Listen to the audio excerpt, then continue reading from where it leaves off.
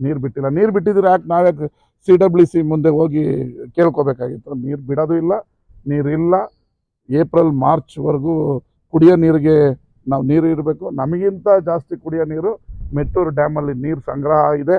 ಅದರಿಂದ ನಾವು ನೀರು ಬಿಡೋ ಪರಿಸ್ಥಿತಿಯಲ್ಲಿ ಇಲ್ಲ. ಅದರಿಂದ ನೀರು ಬಿಡಲ್ಲ. ದಯವಿಟ್ಟು ಶಾಂತಿಯುತವಾಗಿ ಬೇಕಾದ್ರೆ ಸಾಂಕೇತಿಕ ಪ್ರತಿಭಟನೆ ಮಾಡಿ ರಸ್ತೆ ತಡೆಯನ್ನು ನಿಲ್ಲಿಸಿ ಅಂತ ನಾನು ಅವ್ರ ಹತ್ರ ಮನವಿ ಮಾಡ್ಕೋತೀನಿ. CWMA ಬಳಿ ವಾಸ್ತವ ಪರಿಸ್ಥಿತಿನ ಅರಿವು ಮಾಡಿಸ್ಕೊಡೋದು ಎಡವಿದೆ ಅಂತ ಬಿಜೆಪಿ.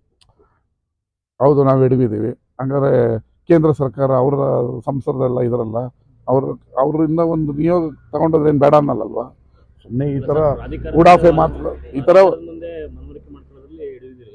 ಅದೇ ಈ ಥರ ಉಡಾಫೆ ಮಾತುಗಳು ಆಡೋದು ನಾವು ಯಾಕೆ ಎಡವುತ್ತೀವಿ?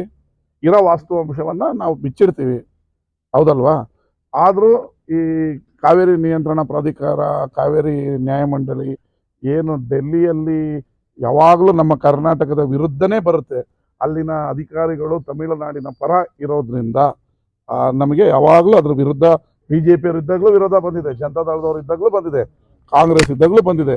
ಕೇಂದ್ರದ ನಿಯಂತ್ರಣ ಪ್ರಾಧಿಕಾರ ಎಲ್ಲಿ ಯಾವಾಗಲೂ ಇರ್ತದೋ, ಮೇಲ್ಗಡೆ ಕಾಂಗ್ರೆಸ್ನ ಸರ್ಕಾರ ಇದ್ದಾಗಲೂ ಈ ಪ್ರಾಧಿಕಾರಗಳಲ್ಲಿ ಇದ್ದಾಗ ಉಲ್ಟನೇ ಬಂದಿರೋದು. ಈ BJಪಿ ಇದ್ದಾಗಲೂ ಬಂದಿದೆ. ಆದರೆ ಇದಕ್ಕೆಲ್ಲ ಪ್ರಧಾನಮಂತ್ರಿಗಳ ಮಧ್ಯಸ್ಥಿಕೆ ವಹಿಸಿದ್ರೆ ಮಾತ್ರ. ಒಂದ್ಸರಿ ಮನಮೋಹನ್ ಸಿಂಗ್ ಅವರು ಜಯಲಲಿತಾ ಅವ್ರನ್ನ ಕರ್ನಾಟಕದವ್ರನ್ನ ಕರೆದು ಮಧ್ಯಸ್ಥಿಕೆ ವಹಿಸಿ ಕರ್ನಾಟಕದಲ್ಲಿ ನೀರಿಲ್ಲ ಅನ್ನೋದನ್ನ ಮನವರಿಕೆ ಮಾಡಿಕೊಟ್ಟಿದ್ರು. ಆದರೆ ಅವತ್ತು ಆ ಜಯಲಲಿತಾ ಅವರು ಪ್ರಧಾನಮಂತ್ರಿಯವರ ಮಧ್ಯಸ್ಥಿಕೆನ ತಿರಸ್ಕರಿಸಿ ಸುಪ್ರೀಂ ಕೋರ್ಟ್ಗೆ ಹೋಯಿದ್ರು.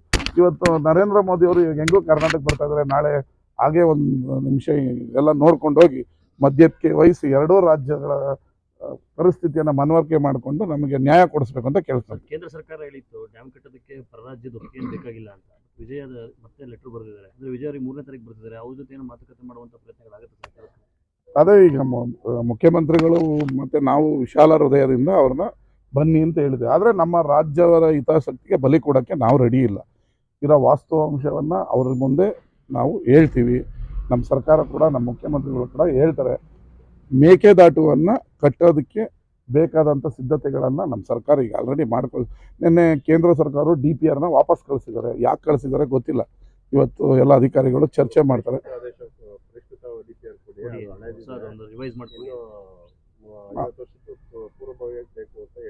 ಆಯಿತು, ಓಕೆ, ಅದನ್ನು ನಮ್ಮ ಸರ್ಕಾರ ನೋಡ್ಕೊಳುತ್ತೆ. ಪರಿಷ್ಕೃತ DPRನ್ನು ಕೊಡ್ತೀವಿ.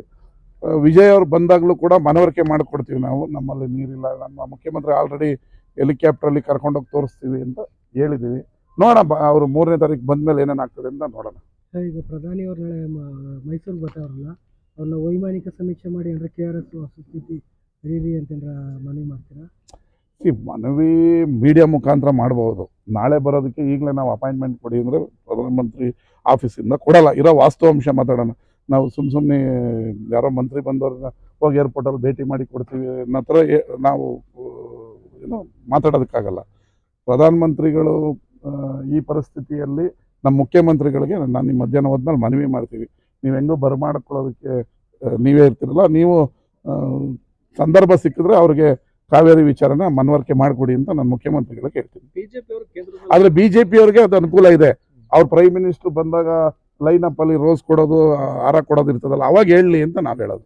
ಎಲ್ಲ ಸರ್ಕಾರಗಳಿದ್ದಾಗಲೂ ಇಂಥದ್ದೇ ಪರಿಸ್ಥಿತಿ ಎದುರಿಸಿರ್ತಾರೆ.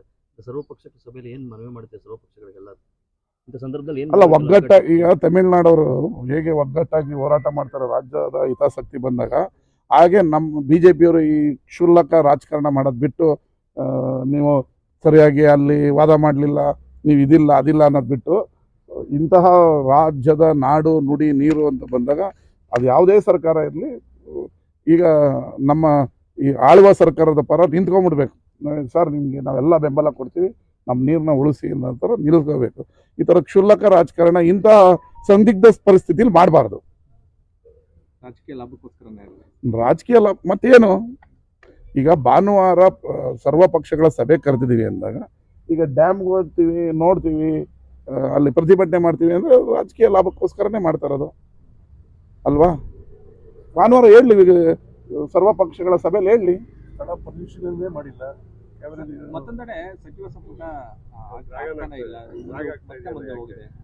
ಹಂಗೇನಿಲ್ಲಲ್ಲ.